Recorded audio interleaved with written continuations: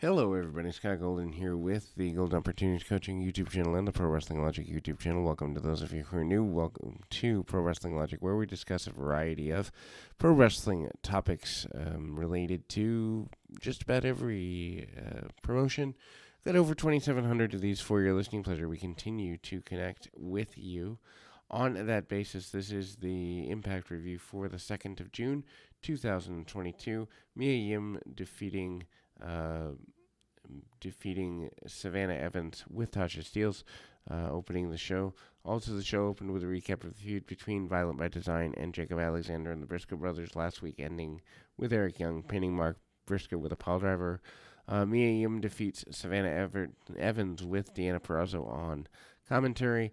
Match is fine. Evans is green and gets lost a few points in the match. Yim puts it together and gets a decent reaction for her entrance. Um, Evans uses a little bit of power to keep ahead, but Yim hits a Rana on Evans and gives her a low blow and a drop kick. Evans then recovers quickly and hits DDT for near fall. Evans then throws Yim across the ring, hits Tiger Suplex for 2 count. Evans then misses a leg drop on Yim, and several near falls follow. Evans then hits a slam on a 2 count. Evans goes for the shoulder block in a corner. Yim comes out of the way, and Yim hits a series of 3 drop kicks, and then hits German suplex for her trouble. Yim hits a shotgun drop kick and hits a cannonball in the corner. Evans kicks out. Yim then slams Evans, going for the tornado DDT, gets shoved off and hits a Samoan drop for near fall. Evans hits a fisherman suplex for near fall. Evans misses a running at Yim and lands on the floor. Steelz then attacks Yim and gets a reference back, but Jordana Grace makes a save. Yim then hits Evans with the Eat the Feet for the win. Shark Boy is backstage confronting Eddie Edwards for his treatment on the Impact Wrestling Honor No More. Edwards threatens Shark Boy, saying he didn't know what he's talking about, and Chris Harris stepped in and talked about being willing to fight Edwards. Why we're going back to early TNA, I don't understand. 20 years later, it just makes the brand seem ineffective. Anyway, Knockouts Tag Team Champions influence Madison Rayne, Tenille Dashwood walk up Rosemary and tries to confront and comfort Rosemary about how Havoc, her partner, lost to Masa Slamovich. Rayne offers to make it up to Rosemary, who gave back and said what they need is to get the bites off her face. Decay then comes out in the shadows and chases the influence off. Kenny King with Honor No More defeats Blake Christian to keep the Ultimate X match spot at Slammiversary. King and Christian have good chemistry. Christian tries to shake King's hand in the beginning. King backed Christian into the corner several strikes, but Christian uses a bunch of speed and hits a handspring kick. Christian misses a baseball slide and then hits 2 striking on the floor. Christian hits a capo kick as King tries to get back in the ring before hitting a tope to the floor. Christian gets hung up in the ropes during the break, which allows King to get heat on him. Christian then starts to come back, and he does a low 1 and 9 half and half suplex. For a near fall, Christian hits a standing frog splash for a 2 count, and King hits a blockbuster for a 2 count of his own. King hits a spine buster for another near fall, and Christian rolls him up in a cradle. King kicks out, and then they exchange strikes. Top rope forced to the outside, the frog splash off the corner onto King and crashing to the floor. King grabs the ropes and gets a pinfall victory. Christian misses a 450 splash in all of this. King gets the knees up dragon suplex before hitting the royal flush for the pin and the win. Good match, although not sure that the stipulation of just being for to stay in the Slammiversary Ultimate X really matters that much. Video airs of the next competitor in the Ultimate X, which is Jack Evans, formerly of AEW. Morrissey's backstage. Singh offers to help Morrissey, but Morrissey looks right, and PTO is going nuts, hitting equipment, and Morrissey said he'd be fine. Rich Swann defeats Matt Reinwald for the Impact Digital Media Championship. Does this championship really matter all that much anymore? The match is um, intense. Reinwald does very well for his time. Reinwald spends a lot of time trash talking Swann and the Digital Media Championship. Hits a stomp off the rope and fireman's carry slam for a near fall. And then Swann refused to give up. Handspring cutter before going to the middle rope, hitting a middle rope Phoenix splash for his trouble. Recap of the VTI with Alicia defeating Renee Michelle and Masha Slamovich coming out and handing her a piece of mail. Edwards then showed what was backstage afterwards. Edwards has a red X on it. This baffles him and no idea what it meant. Jolie Shaw informed her it meant Masha is going to kill her, which pretty basic there. Good Brothers Briscoes brawl. Good Brothers come to ringside and talk about how great they were and that they're going to beat the Briscoes Slammiversary for the tag team titles. Gee, I hope not. Briscoes are legitimate champions, but said they didn't add to theirs. They called them Hicks and said they won championships in greasing pigs.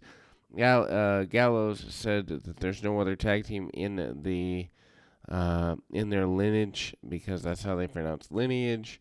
They showed off 10 moments of impact. The first 4 title wins, and the last 6 are beating the Briscoes with the same clip every time, ending with the Briscoes interrupting. Jay and Mark Briscoe were not impressed, and they go face-to-face with them. Jay said they got a difference between two teams that are running the farm while the Good Brothers got lazy. Teams brawled. Good Brothers run away. Before they get too far into it, Josh Alexander's backstage talking about Eric Young and how it didn't concern him. He wasn't surprised that he won last week. He's working hard to prepare to keep the Impact Championship because Eric Young is a former champion and not a joke. Violent by Design comes up to Alexander and attacked him before they pulled them apart. Impact then goes to a shaking of the camera deal like they do in WWE, which probably isn't good. Alexander with Scott D'Amore asked for a match next week against Joe Doring next week because they wanted to deal with a numbers game before Slammiversary. D'Amore grants the request. I don't know more. Matt Taven, Mike Bennett with Eddie Edwards defeats Rhino and Heath. Heath is not terribly good in the match. Rhino carried the team throughout. Edwards joined commentary at the desk, claiming that Maria was not there due to it being an unsafe work environment, despite it being Bennett who accidentally speared his own wife recently. Heath then kept on top of both Taven and Bennett in the early parts of the match.